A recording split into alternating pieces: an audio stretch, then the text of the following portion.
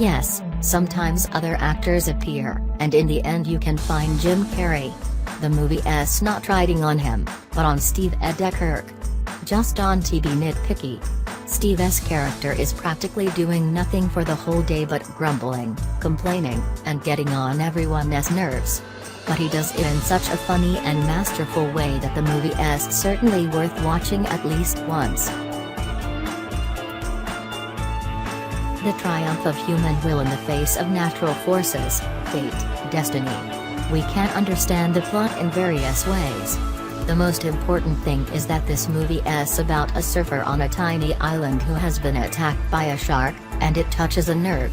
Because somewhere deep down we're all afraid of facing an inexorable danger we cannot deal with. The first feature film by Steven Spielberg that immediately showed both critics and audiences that he was no less than a brilliant director. The movie made in just 13 days remains an unsurpassed picture in a sense. A simple story about a driver who is chased by a demonic big rig turns into a parable about a faceless evil. But don't let the word parable confuse you, it's a real thriller, and it keeps you on your toes from the very beginning. And then these giants on the road, aren't they terrifying? Despite his age, a tall, tanned, good-looking man travels on a luxury yacht along the Indian Ocean. But suddenly everything changes, and he is left alone with the abyss. He'll have to fight a fierce force of nature for his own sake and for the sake of those left on the shore. Chuck Nolan's fate mercilessly made him look at his remaining years from another perspective and rethink his priorities. The engineer was marooned on an island after his plane crashed into the ocean. But Chuck was lucky enough to survive. Now he has to spend many painful years on a desert island, constantly fighting for the right to live.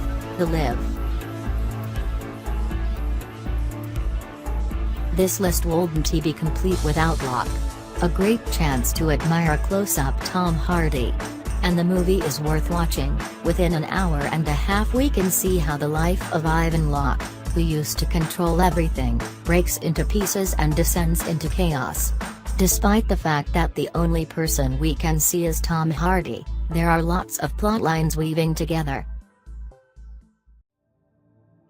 An unusual and funny experiment from famous director Steven Soderbergh, well known as a person who loves to search for new forms.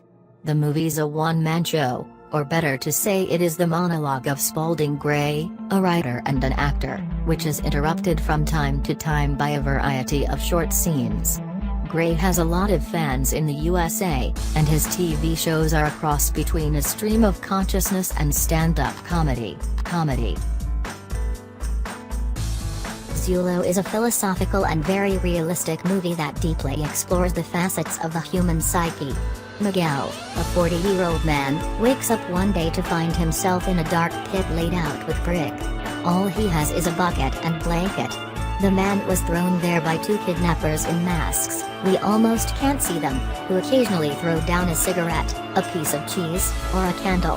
And only over time, when Miguel is no longer concerned with physical survival, does it turn out that he knows his captors very well. Mike Inslin writes horror novels, but he doesn't believe at all in supernatural phenomena and ghosts. He never had a chance to see them himself. Never before ... until he decided to come to the Dolphin Hotel and check into notorious room 1408. In this movie, John Cusack performs one of his most eccentric characters and reveals all his potential. This French movie explores the solitude of a man who doesn't want and doesn't feel anything. This is a chronicle of the rejection of the external world and a slow dive into complete detachment, an accurate description of a gradual distancing from people and things. Don't let the black and white colors confuse you, it makes the impression and emotions after watching even stronger. This movie is based on a play by Jean Cocteau and invites us to enjoy the amazing actress Ingrid Bergman. She plays a woman who calls her beloved the day before his wedding and tries to explain herself. The conversation starts calmly, but within the hour the woman comes to total despair. For movie lovers, it's an hour of pure pleasure. Paul worked under contract in Iraq. During an ambush, he lost consciousness, and after a while found himself buried in a wooden coffin. He'll have to get through an unimaginable number of terrible psychological attacks and make a lot of physical effort fighting for his own life.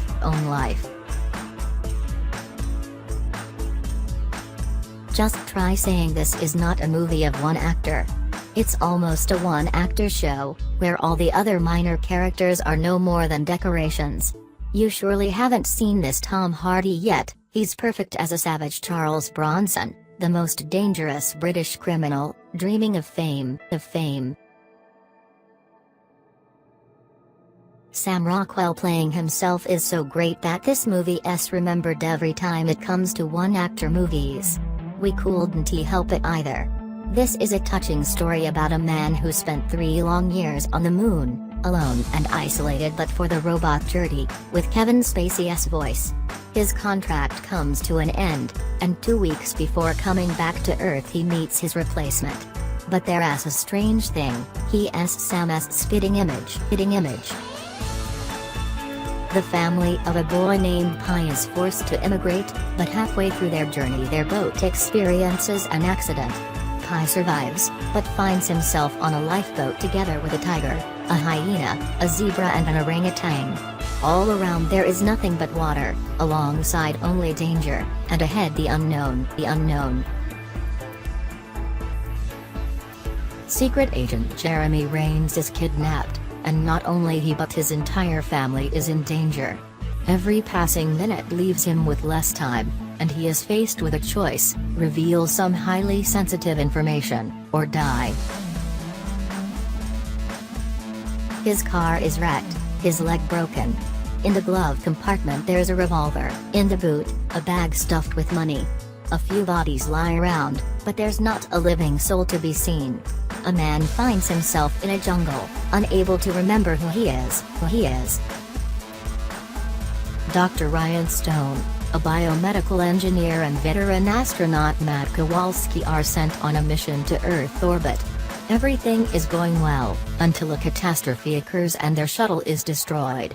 They are left alone in open space, tethered together but without any line to Earth. A deadly virus turns everyone on Earth into vampire-like beasts, which can't endure sunlight and only hunt at night. In New York, lone survivor Robert Neville becomes their prey.